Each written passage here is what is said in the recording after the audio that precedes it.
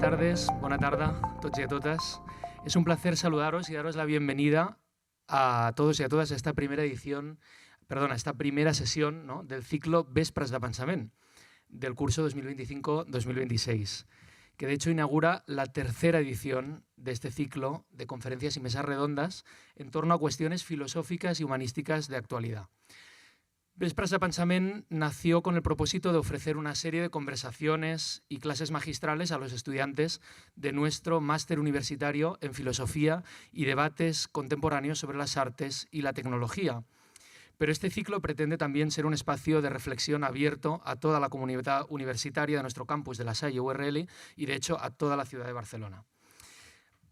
Por si queréis anotar las fechas, ¿no?, aparte del acto de hoy, a lo largo de este curso realizaremos también dos conferencias más, que están previstas para el 19 de marzo y el 20 de mayo de 2026, y en las que contaremos con la presencia de los doctores Francesc Torralba y Gregorio Luri, respectivamente, teniendo siempre como eje vertebrador la filosofía y las humanidades.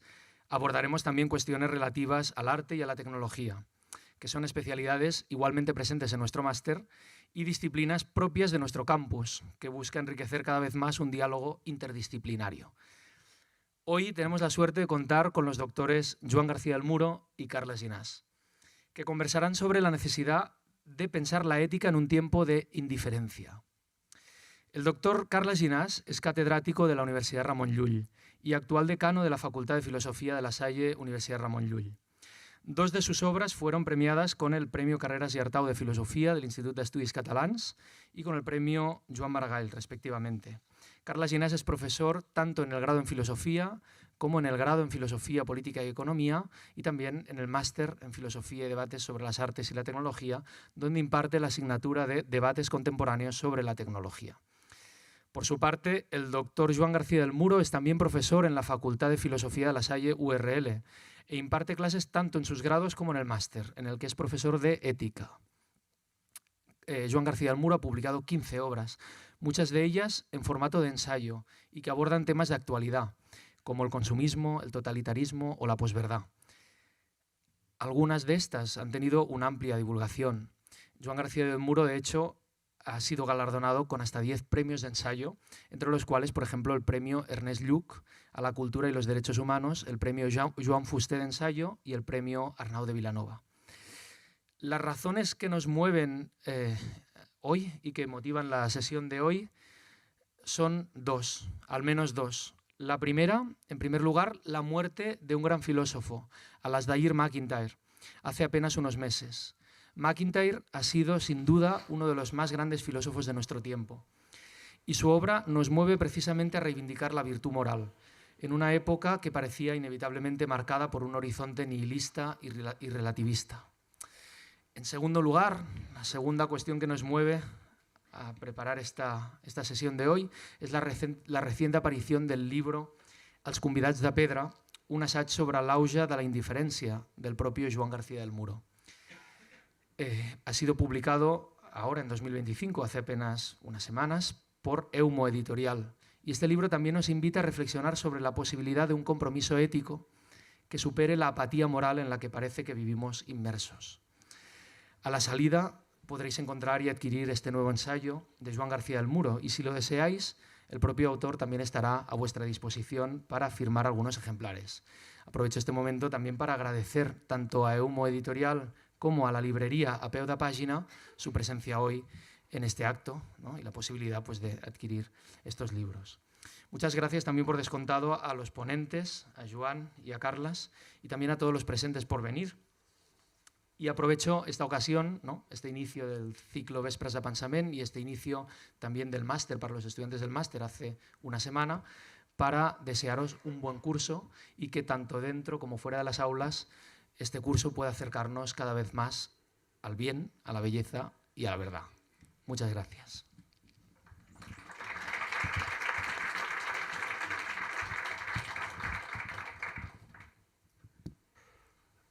Bueno, se me oye incluso. Bueno, muchas gracias, John. Gracias a todos por haber venido hoy aquí. es una satisfacción teneros a vosotros y tener también a Joan, que muchos le habéis tenido en clase y que, como ha dicho Joan Cabó, pues aparte de que nos conozcamos hace muchos años, también hace muchos años que conozco los libros que ha ido escribiendo, y además de los libros, bueno, pues tenemos una buena amistad y hemos hablado de muchas cosas, y entre ellas, pues en parte también la que nos ocupa hoy, la que nos ocupa hoy.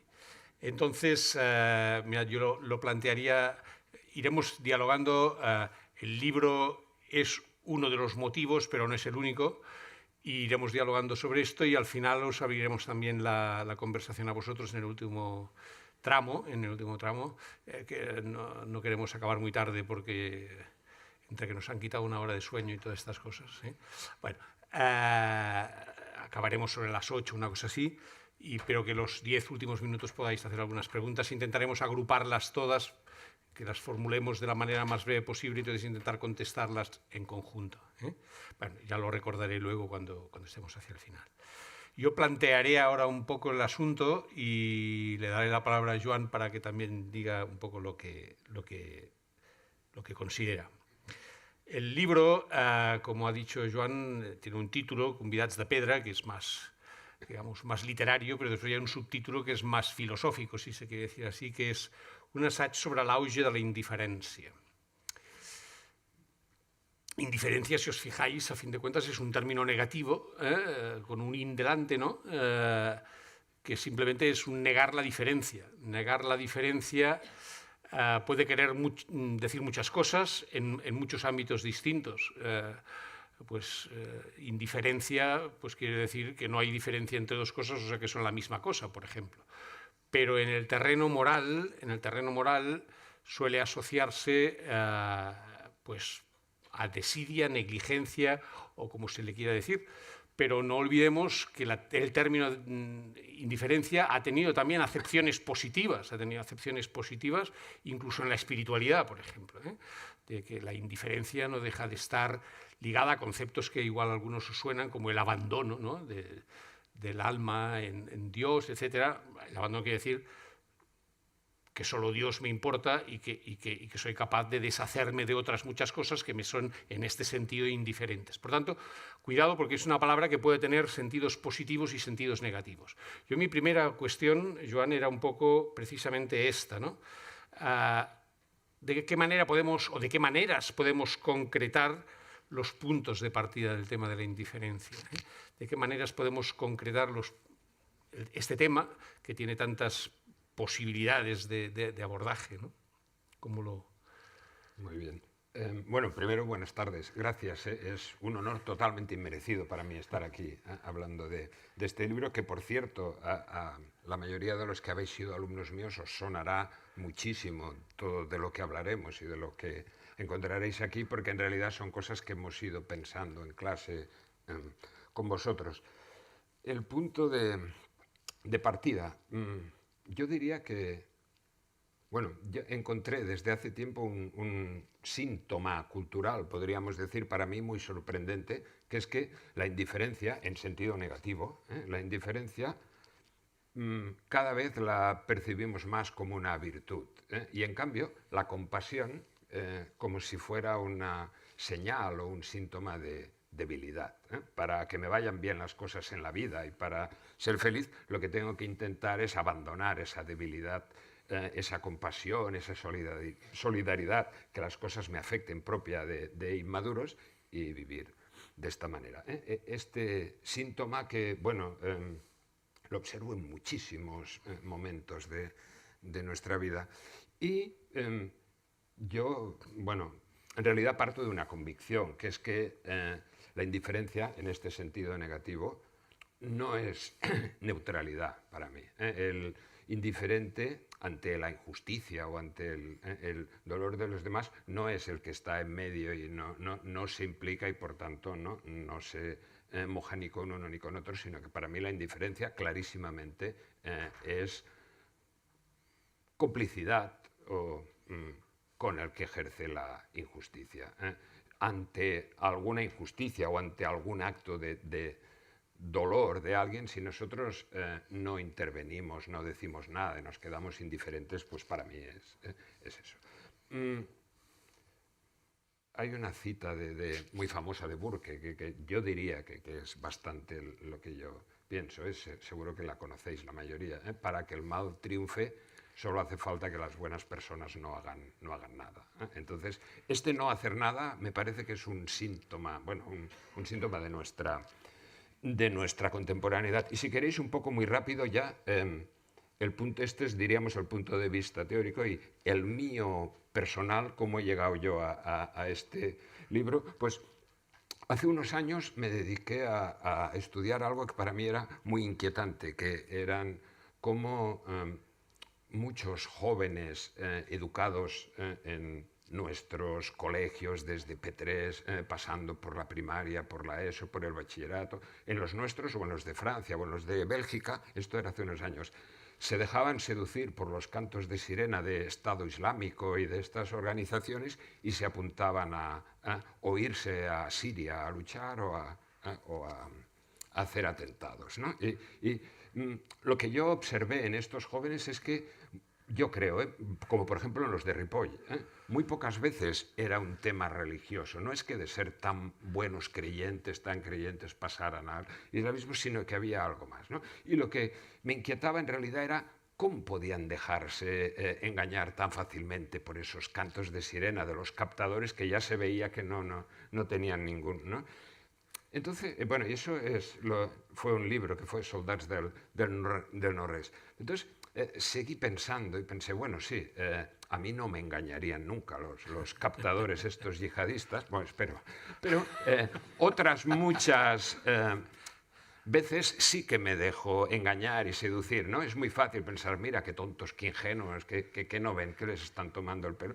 Entonces pasé a tomármelo en primera persona, ¿no? Y fue el libro sobre la posverdad, el Goodbye, ¿verdad? Analizando eso, cómo nos dedicamos a autoengañarnos, ¿no? Cómo aceptamos la verdad que más nos convence, cómo me quedo con lo que dicen los míos y ya está. Entonces, la cosa siguió y mi idea, bueno, una de las conclusiones a las que llegué fue que la posverdad crea como una especie de tribalismo epistemológico, lo llamé en el libro, ¿no? O sea, como una especie de burbujas, de bombollas, en las que yo me llega lo que dicen los míos, acepto lo que dicen los míos, creo lo que dicen los míos, y los otros no me importan, no los escucho, ¿no? Sabéis, esto de las redes sociales, que no la responsabilizo ni mucho menos, pero sí que de alguna manera creo que contribuyen a amplificar esto, ¿no? Y lo que considero quizá más grave, que es lo que hago en este libro, es pasar del tribalismo epistemológico al tribalismo moral. Me parece que la manera de entender la cultura, que es la cultura de la posverdad, en el fondo a la que nos lleva es a ser muy morales. Soy estrictísimamente moral, pero solo con los que están dentro de mi bombolla, con los que están en mi tribu, con los demás, pues, en fin... de esta manera. Entonces, bueno, es un poco esto es lo que me llevó aquí. Yo, es que, bueno, me sorprende algunas de las cosas que dices en el sentido siguiente, porque a mí lo que me parece percibir en lo que has escrito y en lo que estaba diciendo ahora también es que, bueno, digamos, es la naturaleza paradójica de muchas de las cosas que estamos incluso viviendo, ¿no? Es curioso que estamos hablando, por una parte, de globalización, ¿no? Que al final quiere decir universalización, ¿no? Y por otra parte se reconoce, y lo has formulado de esta manera ahora, ¿no? Impulsos tribales cada vez más fuertes, digamos, ¿no? O sea, el tribalismo, en lugar de ser eliminado por este universalismo y esta globalización galopantes, ¿no? De alguna forma ocurre exactamente lo contrario. Es un poco, no sé si exactamente corresponde a esto, pero es la misma paradoja que de alguna forma has formulado de una manera bastante brutal al comienzo, que es, me refiero a indiferencia en sentido negativo. Has dicho, me refiero a indiferencia en sentido negativo, pero es que la estamos convirtiendo en una virtud. Sí. Pero claro, para convertirla en una virtud quiere decir que no la vemos como algo negativo. Bueno, una pregunta que yo me hago a veces y que me la hago a veces incluso también en primera persona es hasta qué punto me estoy convirtiendo yo en un bárbaro. O sea, porque de alguna forma el tema de la barbarie, que es un tema que está en el pensamiento europeo desde hace mucho tiempo, bueno, no es ninguna novedad en este sentido, por eso es uno de los términos que sale con más frecuencia en tu libro. Walter Benjamin hablaba de barbarie y es una barbarie que es paradójica también, ¿no? Walter Benjamin, que quizá lo conocéis algunos de vosotros, miembro anómalo de la Escuela de Frankfurt, ese marxismo extraño y con muchos elementos de pensamiento judío, etcétera. Un autor muy interesante, pero tiene una afirmación de estas que es relativamente común en su mundo, que es la de que la barbarie que estamos viviendo en estos momentos no es la barbarie de los bárbaros que arrasaron el Imperio Romano, digámoslo así, sino es la barbarie de que todo funcione, que lo angustioso es que todo funcione. Bueno, estamos en un mundo que todo funciona, al menos desde el punto de vista técnico. El tema de la técnica lo tocaré luego. Ya te haré una pregunta sobre esto. Pero el tema de la barbarie lo has tocado de muchas maneras aquí y además lo pones variantes. Hablas de barbarie toba, blanda, barbarie blanda, de barbarie empática, incluso de una barbarie dulce, de una barbarie dulce, que es evidentemente no es la barbarie de los ostrogodos. ¿Qué quieres decir con estas cosas? Bueno, lo intento,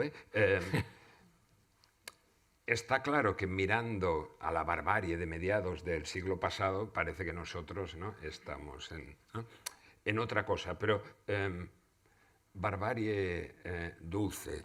No sé, por ejemplo, Roberto Expósito, en uno de sus libros, en Biopolítica y Filosofía, explica en un momento que en la guerra de Afganistán, los mismos aviones que iban a bombardear para aprovechar el viaje, además de bombardear, luego tiraban medicinas, ¿no? Entonces, esto me parece un poco la paradoja de nuestra barbarie, ¿no? Una barbarie blanda que, en el fondo, se trata de llegar justo hasta el punto de tranquilizar mi conciencia. Una barbarie empática. Esto sí que es un oxímoron, diríamos, ¿no? Una barbarie empática. Bueno, igual luego hablaremos de la empatía. Hubo un caso, os lo explico muy rápidamente, que para mí representa muy claramente lo que sería esta barbarie empática. Somos muy empáticos, ya se sabe, la empatía es lo que a nosotros, los profesores de secundaria o de los institutos, tenemos que conseguir que los niños se sientan empáticos. La empatía es, pero la empatía como criterio moral único o último me parece nefasta, porque como todos sabemos la empatía es totalmente sesgada, arbitraria, sentimos muchísima más empatía por una tontería que le pase a alguien que lo consideramos de los nuestros, que no por una tragedia que le pase a otro. O sea, no puede constituir el criterio, ¿no? Entonces, fijaros, ¿no? No sé si recordáis, en el 2016, creo que era, bueno, el año no recuerdo exactamente, cuando el ejército americano, los estadounidenses, se retiraron finalmente de Afganistán, de Kabul, porque los talibanes habían llegado y estaban avanzando. Supongo que recordáis, al menos los más mayores, unas imágenes que recordaban a la famosa retirada de Saigón, ¿no? En el aeropuerto muchísima gente intentando, incluso algunos se cogían a los aviones y no todos los que en teoría habían colaborado, les podían acusar de haber colaborado con los americanos, pues intentaban salvarse y no daban, ¿no? Entonces hubo una imagen en la que estaban en el muro del aeropuerto, los soldados americanos encima parando a la gente y acercándose, y un padre les dio a su bebé a un soldado americano porque ya veía que él no se podía salvar, o al menos para que se llevaran a su bebé. Y el soldado americano lo cogió, lo acunó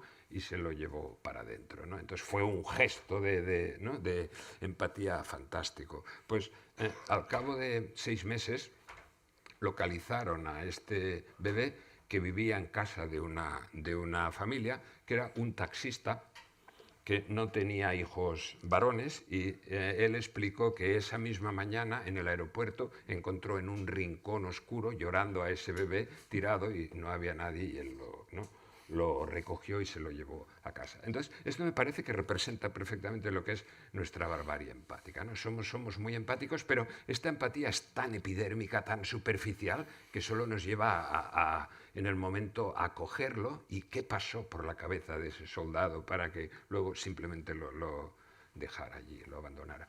Incluso creo que hay una barbarie empática aún más inquietante, o si queréis, más cruel. Hay un librito de una escritora serbia, Natasha, bueno, no me acuerdo, Natasha algo, que se llama El nudo de Kosovo, donde ella explica cómo antes de la guerra de la ex Yugoslavia,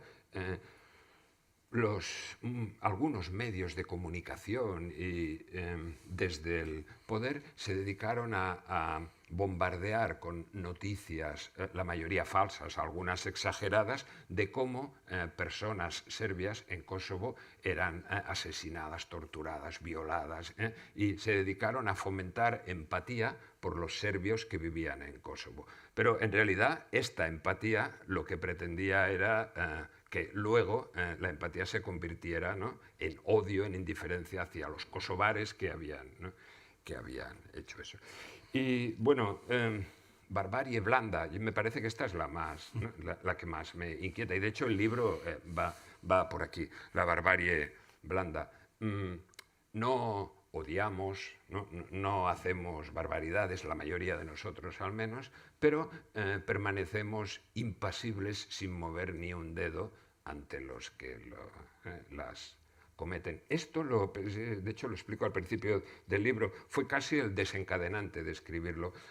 Caroline Emke, la filósofa alemana, está muy buena, por cierto, tiene un libro que es Contra el odio, en el que ella explica que en una pequeña ciudad de Sajonia llegó también a final de la década del 2010 un autobús con refugiados sirios que habían sido rescatados de la guerra de Siria y iban a un refugio allí. Y en esta pequeña ciudad, cuando llegaba el autobús por unas calles estrechas, un par de docenas de fanáticos pararon el autobús y se pusieron a tirar piedras, a insultarles, a mojar. Entonces, esta Caroline Emke explica, ¿no?, toda la escena, y ella en realidad dirige su libro contra el odio, contra estos, qué les pasa por la cabeza a estas. Pero a mí lo que más me inquietó, y de hecho es por lo que escribí este libro, es que ella en un momento dice que además de esto, de las 2 docenas de los pocos que odiaban,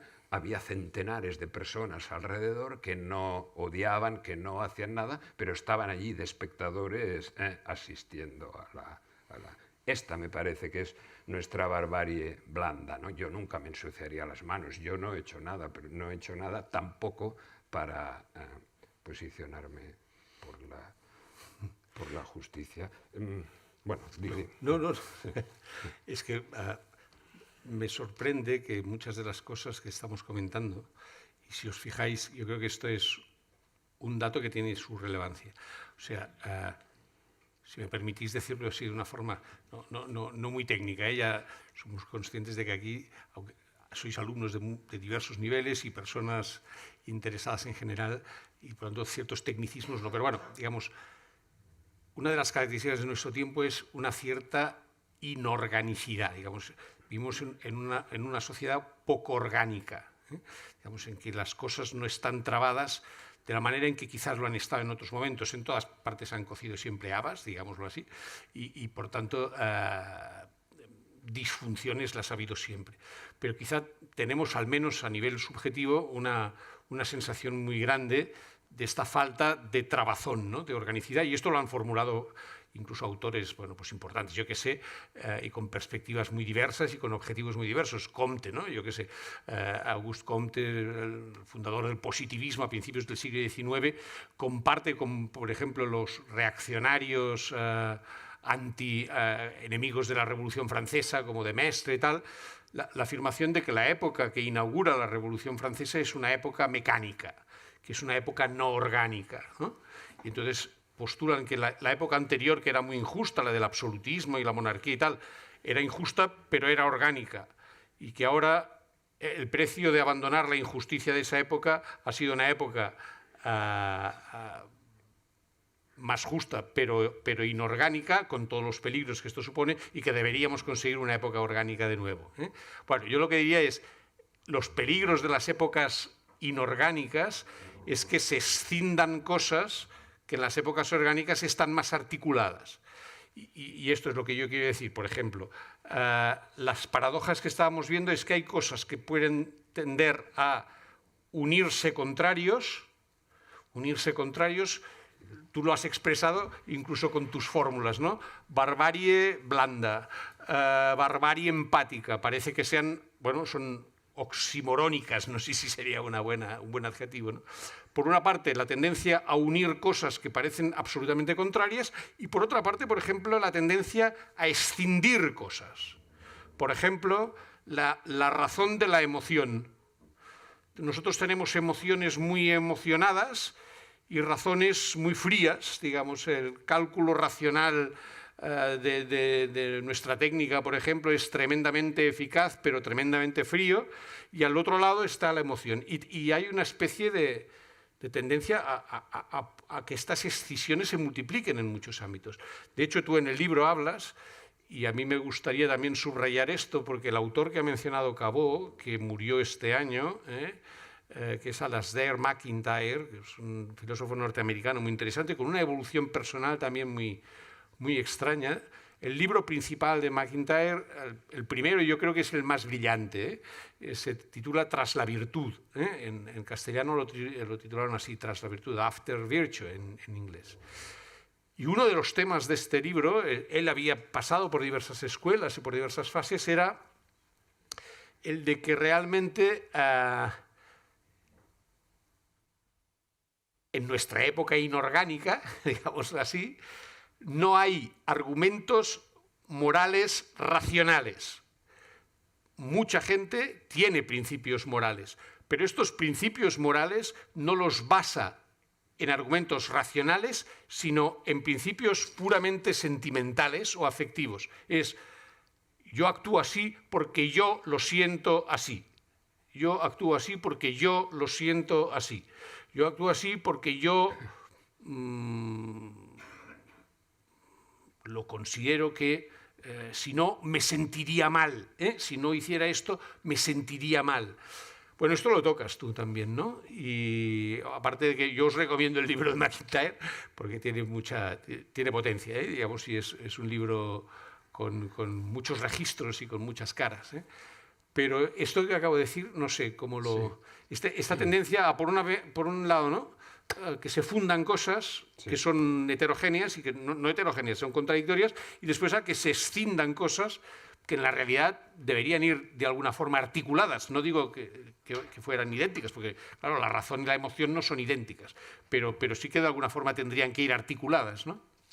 Sí, sí. ¿Cómo lo ves? No sé. Sí, el libro este a mí me lo recomendaste hace 20 años y te lo agradezco enormemente, porque es de los libros realmente que son fundamentales.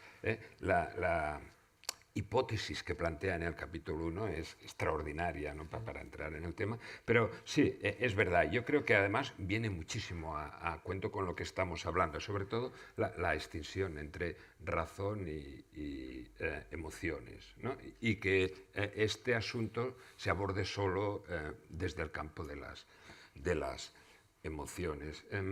Yo esto lo pensé igual, bueno, a los más mayores igual os suena. En 1971 en la televisión holandesa hubo un debate muy famoso entre Chomsky, que aún no era tan famoso como ahora, y Foucault sobre la justicia y el poder. Y Foucault, en ese momento, que estaba en pleno auge la idea posmoderna, estaba en contra de cualquier concepto universal y, por tanto, la justicia no se podía defender de ninguna manera, era simplemente una imposición que los que tenían poder o tenían medios hacían a los otros. O sea que no había manera de defender la justicia porque la justicia no era nada. Y Foucault, con el tiempo, ha ido modificando su posición y ha llegado un momento en el que ha dicho que sí, que hay que reconocer una cierta idea de justicia, y él, y esto es lo que me interesa,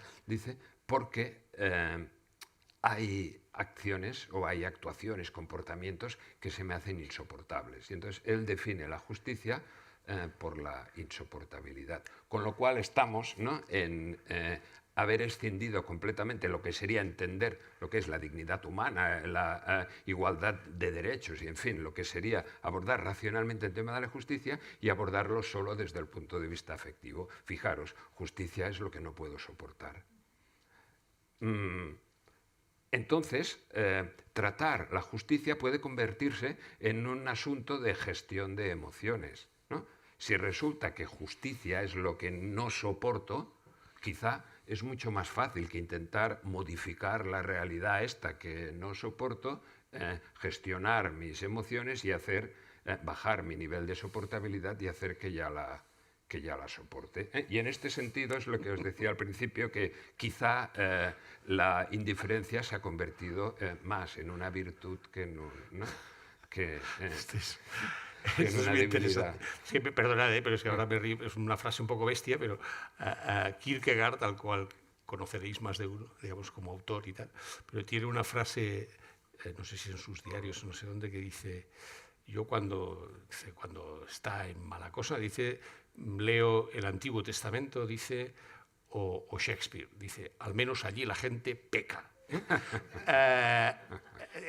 Bueno, es que es interesante, porque yo creo que una de las cosas, uno de los temas interesantes de esto que tú ahora estabas diciendo, es que hay veces que entonces, al final, en nombre de lo que yo siento, de lo que yo dejo de sentir, simplemente puedo no querer ver la realidad. ¿Está? O sea, niego la realidad tal como es, no quiero ver lo que hay, no quiero ver lo que hay.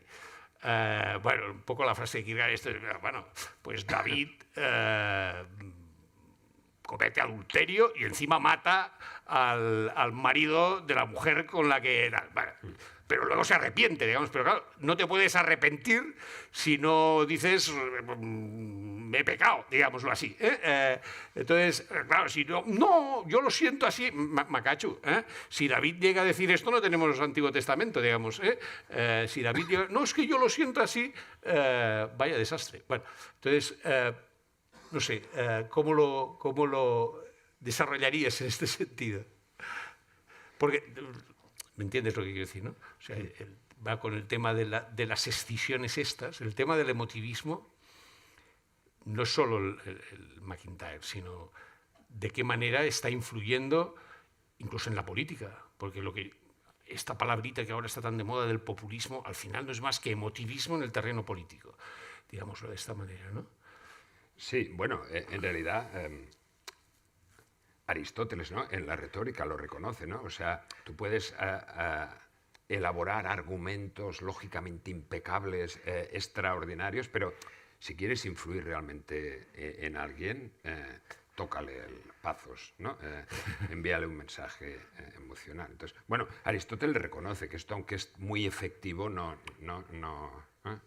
moralmente no es admisible. Yo creo que hoy en día esta última parte la consideramos, ¿no?, una sutileza de la que podemos prescindir y nos dedicamos a esto. En este tema, bueno, no sé si entrar o no, pero uno de los autores que más me ha hecho pensar a mí es Rorty, en este sentido, ¿no?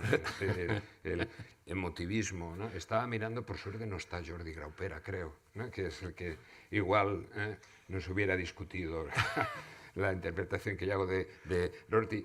Rorty en realidad se plantea el mismo, perdonar, yo me planteo el mismo problema que él, ¿no? Iba a decir, se plantea el mismo problema que yo, que es que ¿cómo es posible que los que están fuera de nuestra tribu, de nuestro nosotros, nos conmuevan tan poco, ¿no? Y seamos tan poco solidarios con ellos. Él se plantea el tema de la solidaridad. Entonces, él parte de un emotivismo, yo diría, radical, ¿no? O sea que los temas de ética no son temas racionales, sino que son temas de emociones, ¿no?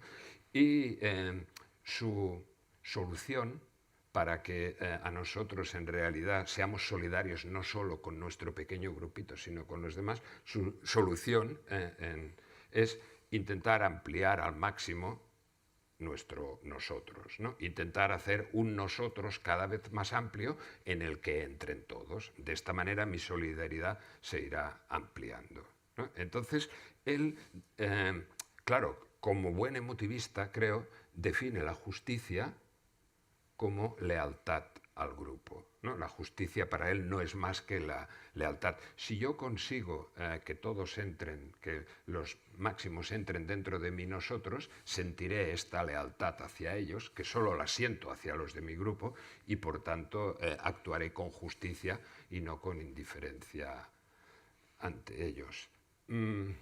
Esta línea, bueno, a mí personalmente no me acaba de convencer. Yo creo que la solución quizá no está en el hacer una tribu cada vez más grande. Creo que el tribalismo no es la solución, sino el problema, ¿eh? O sea, si hago que todos pasen a formar parte de mi nosotros, en el fondo lo que estoy es diluyendo la alteridad, ¿no? Yo creo que lo que tendríamos que hacer es aceptar al otro, no intentar que deje de ser otro, ¿no? Entonces, bueno, esto es lo que quería decir sobre esto, que entendiendo la justicia solo desde el punto de vista de las emociones como lealtad al grupo, me parece que no es el camino adecuado. Y de hecho creo que, aunque está muy lejos de su intención, esta manera de entender la justicia como lealtad puede de hecho dar pie a posturas políticas que son justo lo contrario de lo que él buscaba, ¿eh? Te puedo plantear una pregunta. A ver, en esta casa es muy difícil que no haya ingenieros, ¿eh? Entonces, aquí hay ingenieros, ¿eh? Entonces, ahora voy a hacer una pregunta peligrosa que invito también a los ingenieros a que la piensen, seguro que la han pensado, ¿eh? Pero yo te la formulo a ti un poco así brutalmente y además partiré de un ejemplo que tú pones en el libro y que es un libro que a mí también es un libro de Hannah Arendt, que es muy interesante. A ver, la pregunta. ¿La técnica fomenta la indiferencia? Esta es la pregunta. Vivimos en un mundo tremendamente tecnificado. Ahora lo que está más sobre la mesa es el tema de la inteligencia artificial, pero en realidad es uno de tantos otros temas, porque la técnica además tampoco se reduce al final a la cuestión de las máquinas. También la burocracia que nos ahoga a todos. Estoy casi seguro de que aquí todos tenéis malas experiencias con la burocracia, en unos niveles u otros, los que seáis de la educación o en el nivel que sea hay burocracia. La burocratización del mundo también es una forma de tecnificación, y se suele hacer, la justificación habitual es por la eficacia pues, para lo que sea, para resolver los problemas sociales o lo que sea, ¿no? Entonces, el tecnicismo, sea un tecnicismo burocrático o sea un tecnicismo en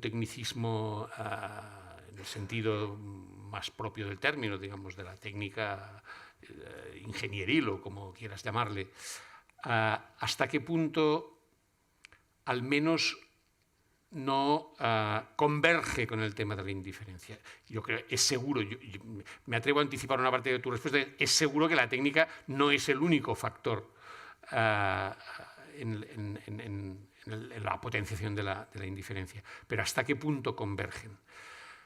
Impresiona, voy al ejemplo que decía, ¿no? El libro este de Hannah Arendt, que no es el más famoso de la condición humana, sino, bueno, es un libro muy famoso también, que es el de Eichmann en Jerusalén, cuando la mandaron a hacer una especie de reportaje sobre lo que pasó con Eichmann. Y entonces, más que... ¡Ay, que se ha caído alguna cosa! Ah, bueno, se me caen las cosas aquí. Bueno. La técnica. La técnica, bueno, sí. El libro es muy impresionante. Fue muy mal recibido de entrada.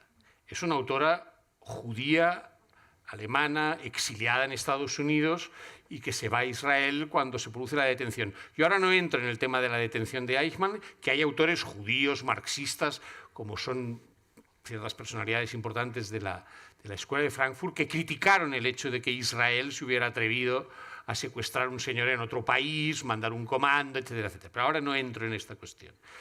Al margen de esto, Hannah Arendt hizo este reportaje y las cosas que dijo fueron mal recibidas por la comunidad judía en los Estados Unidos, fueron mal recibidas en muchos lugares. Os recomiendo mucho una película sobre Hannah Arendt de una directora alemana, creo que es Margaret von Trotta.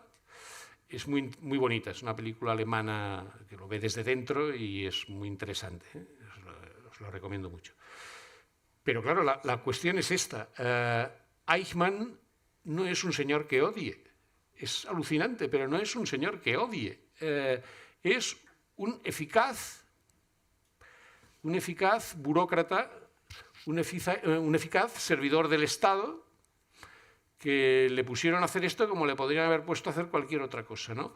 Ahora, mis heroicos estudiantes de tercer curso de FIPE, que hay algunos por aquí, acabamos de tener una clase algo agitada sobre Husserl y tal, y han salido cosas de este tipo, Bueno, ¿cómo lo ves? Porque es que esto es un tema que me parece que tenemos sobre la mesa continuamente, ¿no? Sí. Yo partiría la ética, yo creo que no es neutral, como se suele decir, sino que es más positiva que ¿no? O sea que es... Pero, mira, justamente leía hace unos días una novela, Maniac, de un escritor, creo que es francés, que es Benjamin Labatut o así, que habla de John von Neumann, ¿no? Que era un físico... Bueno, en el National Geographic pone que era la persona más inteligente del siglo XX, que estaba... Bueno, era matemático, físico y estaba cooperando en el proyecto Manhattan, construyendo la bomba atómica, con el famoso ahora Oppenheimer y estos, ¿no? Pues este John von Neumann era una bellísima persona, ¿no? En todos los sentidos, ¿no? No tenía nada ni de cruel, ni de sádico, ni de nada por el estilo. Pero explica, en el libro este es verídico, parece ser que justo cuando ya tenían todo acabado y decidieron lanzar la bomba, él era la de Nagasaki, no la de Hiroshima, pero cuando ya estaban casi embarcando la bomba en el avión, él estaba preocupadísimo haciendo llamadas, intentando, porque tenía que encontrar al responsable para decirle que sobre todo la bomba no explotara al llegar al suelo, sino que explotara 2 kilómetros por encima, porque así su poder destructivo sería mucho mayor, ¿no? Mataría muchísimas más personas. Y no era un sádico ni nada raro, simplemente estaba dentro de la lógica tecnológica y, claro, dentro de su lógica tecnológica, pues cuanto más destruía la bomba, mejor, ¿no? Entonces, en este sentido, me parece que no es responsabilidad de la tecnología, sino de cierta manera de entender la tecnología que nos puede encerrar en los medios, ¿no? y alejarnos de lo real. Yo creo que la tecnología necesita de unas orientaciones, bueno, no sé, iba a decir éticas, metafísicas, religiosas, incluso porque si no, ¿no? Bueno, y esto en realidad que os digo no es nada original, es Adorno, es Escuela de Frankfurt, pero... me parece que sí, no sé si lo ves igual, sí, Carlos. Sí. No, pero es que además, bueno, es que lo que decías también ahora, digamos, con respecto al... Bueno, digamos, el caso Eichmann es paradigmático desde muchos puntos de vista, ¿no? Y digamos, acusar a la tecnología a secas, no, porque no es un problema de la tecnología, es un problema del acompañamiento. Y en este sentido... esto yo sí que lo creo muy sinceramente y la cita de antes de Kierkegaard ha sido relativamente accidental, pero ahora más que Kierkegaard es lo otro, digamos. Leer a Shakespeare, que es una cosa que en el campus estamos haciendo en estos momentos, una asignatura, por ejemplo, de PIC, ¿no? La de estas lecturas transversales, que hay veces que los propios alumnos no entienden exactamente por qué tienen que leer a Shakespeare o a Sófocles, o pues leer la tragedia antigua, la tragedia moderna, leer a Platón es leer autores que te dicen que el demonio lo tienes dentro, ¿eh? O sea, aquí también tengo algunos de los de primero de filosofía que estamos leyendo el Fedro, y una de las cosas que impactan del Fedro es ver, bueno, el caballo negro, ¿eh? El caballo negro está dentro de cada uno de nosotros. Entonces, simplemente como tienes el caballo negro, que es el caballo enloquecido, claro, cuando tienes un cuchillo las posibilidades son unas y cuando tienes una bomba atómica son otras. La técnica puede favorecer ciertas cosas, pero la técnica, no lo sé cómo lo ves tú, ¿eh? Yo creo que con esto podríamos ir acabando y entonces abriríamos para que si ahí puede haber alguna pregunta. ¿Cómo lo ves tú esto? Digamos, yo no creo que la técnica sea el factor decisivo, sino digamos, es un factor que digamos, permite ciertas cosas, pero aquí el problema es que quizá no nos leemos lo suficientemente bien a Shakespeare, o sea, y entonces como que somos todos buenos, y entonces yo lo siento así, pues entonces pueden pasar cosas, ¿no? No sé cómo lo... Sí, es el chivo expiatorio ideal, ¿no? La técnica es el... Pero yo creo que es como una tentación muy grande esta de entrar dentro de la lógica de la técnica y por ejemplo, yo que soy también profesor en un instituto, no acabo de estar satisfecho del todo con la orientación, con la orientación general de la nueva ley educativa sí, pero en cómo se ha traducido en algunas cosas, porque, por ejemplo, ¿no? En Cataluña, en cuarto de ESO, había una asignatura optativa que había que ofrecer obligatoriamente en todos los centros, que era filosofía. Y con esta nueva ley educativa, de momento, se ha suprimido. Con lo cual, los alumnos que acaben la ESO y no vayan a bachillerato no habrán tenido ningún espacio para pensar filosóficamente, para hacerse las preguntas filosóficas. Seguro que habrán tenido algún buen profesor de física o de matemáticas o de lo que sea que se lo habrá hecho, pero yo creo que es un asunto demasiado importante como para dejarlo a la suerte de que algún otro lo asuma o que todos lo asuman un poco. No sé. Muy bien. Bueno, nos quedan solo 7 o 8 minutos. Yo quizá abriría el turno de preguntas. Yo os pediría, no sé, que quizá que las formuláramos muy brevemente, las preguntas que podáis tener, muy brevemente, y que si hay pues 3, 4 preguntas, pues que las formuléis todas y entonces intentaremos entre Joan y yo, Joan sobre todo, responderlas. Sí, ¿había alguien con el micro? Porque no sé quién. Ah, perfecto. Pues si hay alguna pregunta, si no,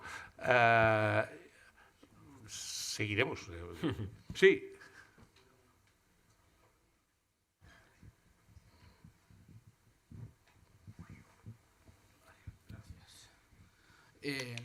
Bueno, mi pregunta o mi apunte, o no sé cómo decirlo exactamente, si cuando habéis empezado esta charla habéis dicho, bueno, habéis hablado, que indiferencia tiene dos, puedes darle dos significados distintos, o tiene, bueno, sí, dos significados distintos, le puedes dar una connotación más positiva o más negativa, ¿no?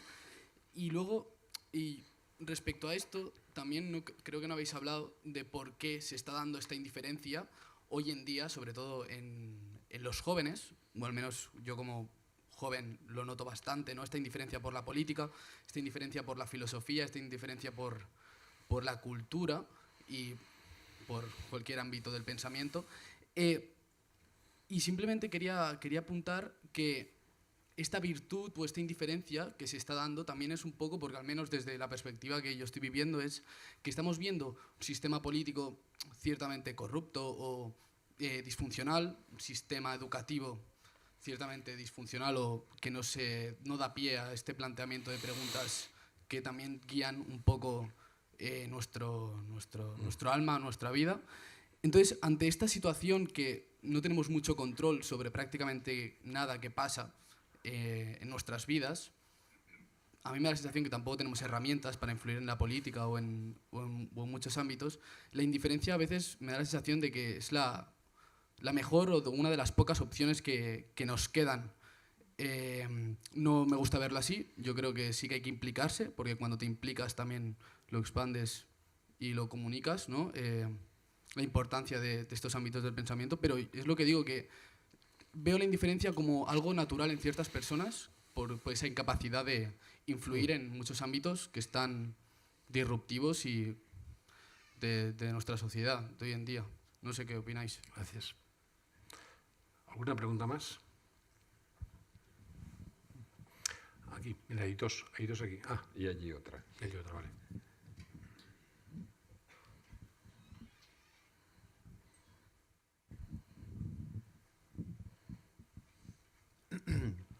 Bueno, no sé si se me ve mucho, pero una pregunta muy sencilla, bueno, formulada muy sencillamente.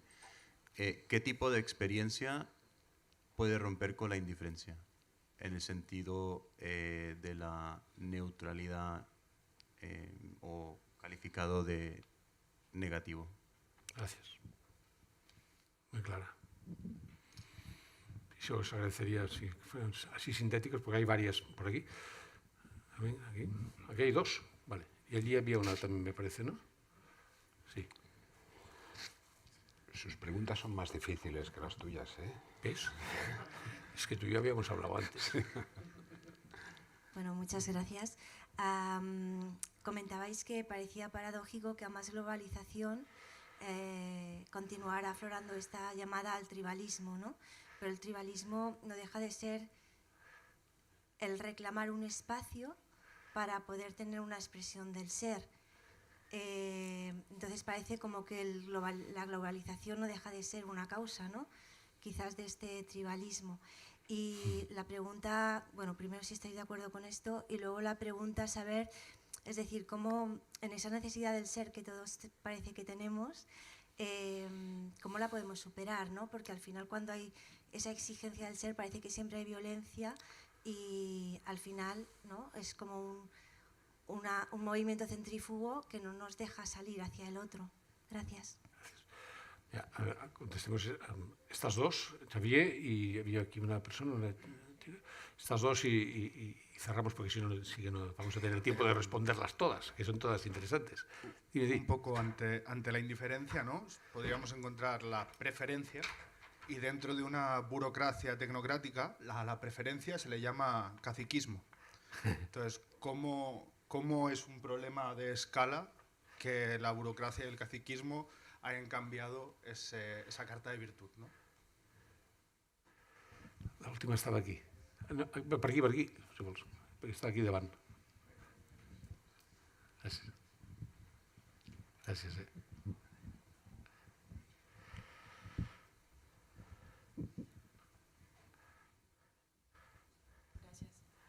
Para no ampliar más, quería apoyar la pregunta de la persona de atrás. ¿Qué hacer para romper esta indiferencia si ya, como dices, no leemos los clásicos, ni vamos a misa los domingos, ni lo reemplazamos por quedarnos en casa y leer a Kant tampoco? No, realmente a mí me preocupa muchísimo porque si me dices que los estudiantes de eso tampoco van a ver filosofía, tampoco leemos la Constitución, ¿no? Ni sabemos los deberes ni derechos. Entonces, ¿qué hacemos? Gracias. John. Carlos. Bueno, está bien dejar algunas preguntas en el aire, ¿no? No, Como quieras tú. sí. A ver, yo creo que la pregunta más difícil en el fondo es cómo se rompe. Las otras son todas muy interesantes, me han parecido todas muy interesantes, pero esta de cómo se rompe esto es muy difícil. Y probablemente no hay soluciones únicas como en la mayor parte de las cosas fundamentales de la vida. Es que no hay soluciones únicas ni soluciones automáticas, porque probablemente si hubiera una solución automática formaría parte del problema. O sea, me temo que es así, es tan triste como esto. O sea, la propia filosofía, por ejemplo, pues los autores clásicos siempre dijeron, pues Platón, Aristóteles, que nacía de un sentimiento que no deja de ser una conmoción de todo el ser humano, ¿no? Que es la admiración. De golpe y porrazo te das cuenta de que no sabes algo o no sabes algo que es esencial, y entonces esta conmoción, bueno, ¿qué nos conmueve? ¿Qué nos conmueve, uno? ¿En qué circunstancias? ¿Y en qué circunstancias la conmoción pasa por alto? Porque una de las cosas que estamos viendo también es los medios de comunicación nos pueden mantener informados y nos pueden mantener también perfectamente distraídos, ¿eh? De tal manera que los medios de comunicación, que nos pueden mantener informados y por tanto contribuir a la conmoción, pueden promover conmociones artificiales, como decía antes Joan, ¿no? Y a la vez pueden apagar toda conmoción porque simplemente te sepultan en datos y ya está. Y esto que se dice en los medios de comunicación se puede decir de la técnica, etc. Entonces, es que realmente yo creo que, así dicho llano, como no sean las iniciativas individuales que se puedan tener y los soportes de institucionalización pues, adicionales que se puedan dar, por ejemplo, estamos haciendo este acto en una institución, no es simplemente una iniciativa de Joan y mía, es porque aquí hay una institución que tiene interés en que algunas cosas al menos se puedan decir, ¿no? Bueno, creo que esto es una vía. Y no temer llamar a las cosas por su nombre. Y una de las cosas que no hay que temer es que te llamen, no sé, cavernícola porque digas que tienes que leer a Shakespeare, o sea, pues está pasando, ¿eh? No fastidiemos, o sea, hay hasta profesores universitarios que dirían que eres cavernícola porque dices que tienes que leer a Shakespeare. Yo creo que es la única manera que tengo de contactar con mi humanidad en algunos momentos. En algunos momentos. Hay momentos en que la vida misma te hace contactar con la humanidad si es que no te han anestesiado o no te has anestesiado lo suficiente. Pero en la vida puede haber muchas circunstancias que te despiertan, ¿no? Si tú quieres añadir alguna cosa, pero sí, en esta con respecto a otras preguntas que sí que yo te las puedo recordar. Estoy de acuerdo contigo. En realidad, como que yo creo que son muchos factores los que han confluido en crear esta cultura de la indiferencia. Entonces tampoco puede haber una solución única, sino que en realidad todos estos factores habría que trabajarlos. Yo personalmente, que me inquieta mucho, bueno, si no me hubiera dedicado a esto, claro, me inquieta mucho, dentro de lo que es el mundo filosófico, los dos me parecen más potentes ¿no? que son Rorty, del que he hablado un poco, y Peter Singer. Ninguno de los dos me acaba de convencer como solución a este problema lo que ellos proponen. Pero claro, yo reconozco que es mucho más fácil, ¿no? El darte cuenta de que lo que otro dice no es la solución ¿no? Elaborar la tuya, pero... La pregunta también, claro, además también es cierto que la indiferencia hay veces que puede ser hasta un refugio, como decía una de las preguntas, ¿no? Sí, claro. En un mundo tan agitado en algunos momentos y además con tantos motivos para creer que al menos algunas de las agitaciones son suscitadas artificiosamente por tal cual, tener la capacidad de alejarse también tiene su importancia en ciertos momentos, ¿no? Hay un fenómeno, por ejemplo, muy ambiguo ahora, es muy ambiguo, yo lo creo que es muy ambiguo, que es el interés por el estoicismo. Se están publicando libros sobre el estoicismo a punta pala. Sí. El estoicismo es una escuela que empieza en el siglo IV a.C., más o menos, de eso que llamamos la filosofía helenística, y que ahora lo digo así a lo bruto, te enseña a soportar vivir comiéndote espadas.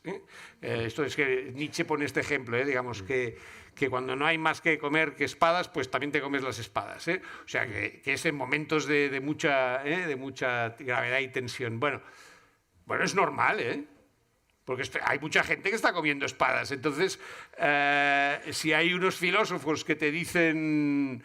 tómatelo con calma, aquello de Marco Aurelio al comienzo de su libro, que es una preciosidad de librito, ten en cuenta que hoy vas a encontrarte a un imbécil, a un idiota, a un pelma, a un no sé qué, a unos cuantos. Entonces, por tanto, ya por la mañana, esto en este sentido, también puede tener una acepción positiva y saberla cultivar con unos mínimos de agilidad y de tal, pues también es importante, ¿no?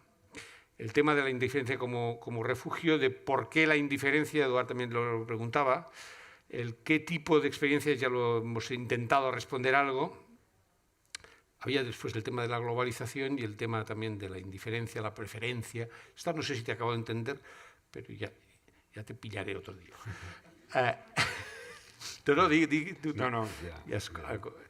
Yo creo que hay un tema que a mí me impacta mucho. No sé si con esto os contestaré o no algunas de las preguntas que habéis hecho. A mí una de las cosas que me preocupa de esta indiferencia es cuando esta indiferencia se presenta, me permitiréis que lo diga así, que se presenta como una forma de emancipación. Uno de los temas modernos más importantes, y yo creo que es un tema muy importante y es una ganancia moderna a la que no se debe, ni se puede, ni se debe renunciar, es el tema de la autonomía. La autonomía del sujeto, la autonomía del ser humano, el tener una capacidad de pensar por sí mismo y tal, pero claro, tal como fue pensada en ciertos momentos de la modernidad más clásica, esta autonomía es responsabilidad, es autorresponsabilidad, es asumir la propia responsabilidad. Pero hay momentos en los cuales medios de comunicación presentan la autonomía como una forma de sacarse de encima la responsabilidad. O sea, yo soy autónomo cuando no respondo ante nadie. Perdonad. Entonces, claro, esto es tremendo, porque es que esto entonces te presenta la indiferencia en este sentido del no responder ante nadie, no solo como una virtud, es que es como una condición de la emancipación. No está mal, ¿eh? Por eso, los que también me conocéis, de contemporánea, de lo que sea, yo tengo una ternura por Nietzsche, porque es el único que se ha atrevido a llamar a ciertas cosas por su nombre.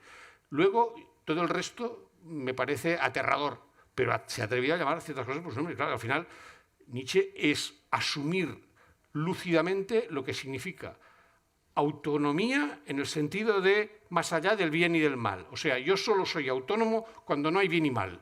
¡Jope! ¿Vale? Entonces, Nietzsche esto lo coge con tanto pazos que tiene consecuencias hasta para él. Pero el problema es que esto lo estamos asumiendo sin pazos. O sea, sin pasión, quiero decir. Lo estamos asumiendo como si fuera natural.